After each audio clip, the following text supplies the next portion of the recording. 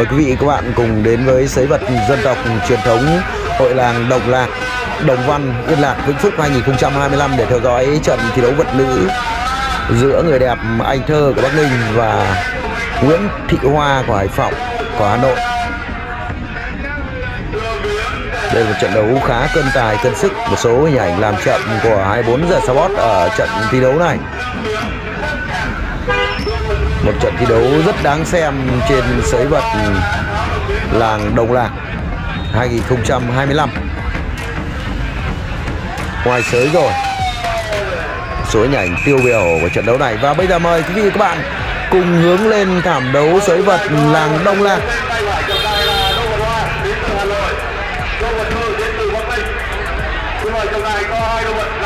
Hai nữ đô của chúng ta thực hiện nghi thức xe đài. Xe đài là nghi thức không thể thiếu trước mỗi trận thi đấu võ vật dân tộc. Và một điều rất đặc biệt nữa là trọng tài thảm ở trận đấu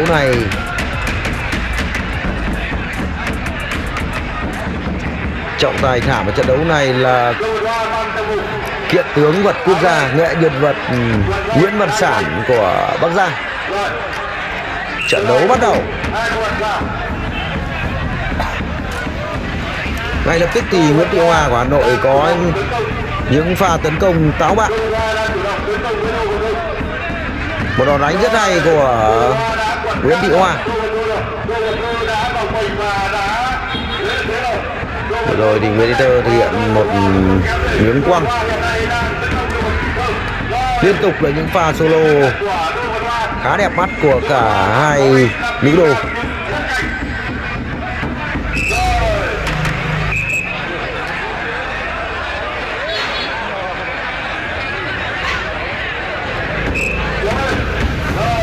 Trận đấu đang diễn ra với tốc độ rất cao. Một pha bóng một của Anh Thơ. Xét mặt thể hình thì Anh Thơ có thể hình tốt hơn rất nhiều so với Nguyễn Thị Hoa của Hà Nội. Vừa rồi ý đồ của Nguyễn Thị Hoa Hà Nội định sử dụng một đòn cắt kéo. Cắt kéo là một kỹ thuật rất khó trong thi đấu vật, đặc biệt là trong thi đấu vật dân tộc. Một pha bóng một của Nguyễn Thị Hoa. Anh Thơ chúng ta có thể hình tốt hơn rất nhiều với chiều cao 1m72,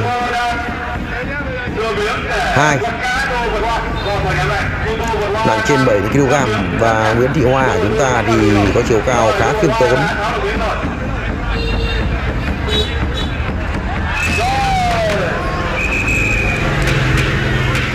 Một đòn đánh khiến cả hai nữ đồ chúng ta đã ra ngoài thảm rồi.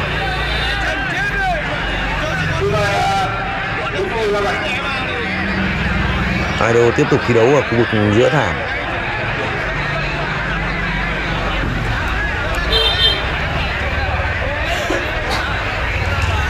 Trận đấu tiếp tục.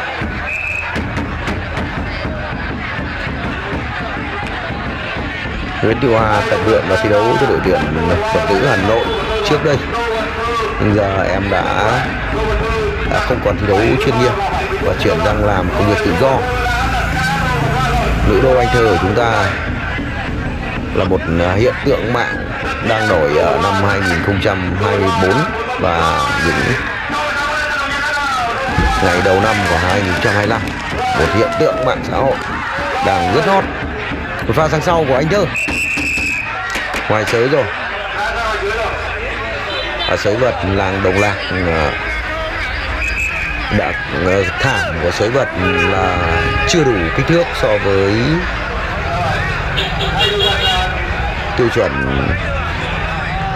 luật mới nhất của Liên đoàn vật Việt Nam sửa đổi bổ sung năm 2021. Vậy hai đô chúng ta tạm nghỉ trong giây lát.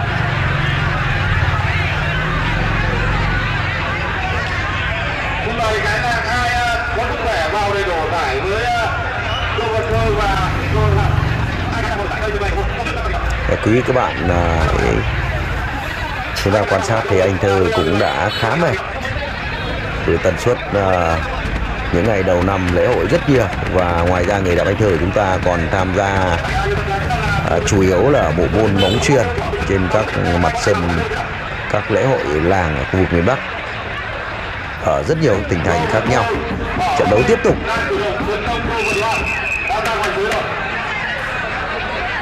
Sau khi giải lao thì Nguyễn Đức Hòa của Hà Nội đã ngay lập tức có những pha tấn công nhanh.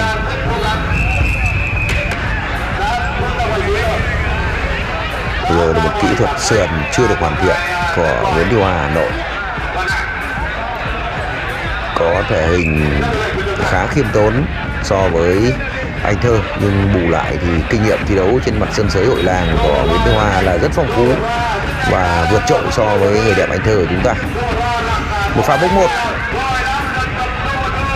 luật của làng Đồng Lạc là đi chết sau khi đánh làm cho đối phương lấm lưng, lấm hai vai cùng một lúc trên thảm, nhưng phải có sự khống chế được đối phương 3 giây. Như luật vật đi chết, một luật vật cổ xưa của chúng ta. Lợi thế vẫn đang thuộc về người đẹp Anh Thơ. Anh Thơ đang ở thế sang sau.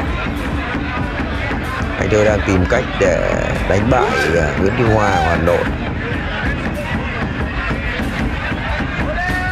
Nguyễn Đức Hòa cũng rất khôn ngoan.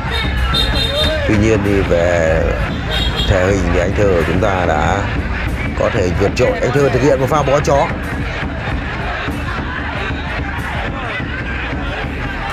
Không được. Có lẽ là đã ở ngoài sới rồi.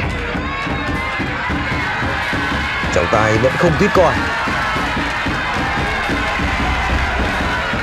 Như vậy là Anh Thơ đang thực hiện những pha tì đè. Trọng tài cắt còi rồi. Chúng ta cùng xem lại pha làm chậm này. Sau một đòn đánh bất cẩn thì Anh Thơ đã rất khôn ngoan khống chế chân và xoay chuyển tình thế, thực hiện những pha tì đè bằng lợi thế thể hình và thể lực của mình. Anh Thơ đã có một pha phản công, thực hiện những pha tì đè thành công để giành thắng lợi tuyệt đối trước Nguyễn Thị Hoa của Hà Nội ở trận đối đầu này. Xin chúc mừng người đẹp Anh Thơ đến từ Kinh Bắc, Bắc Ninh.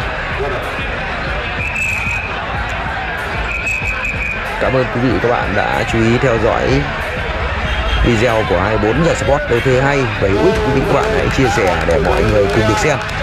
Và đừng quên đăng ký kênh để đồng hành cùng 24 giờ Sport. Xin chào tạm biệt quý vị và các bạn.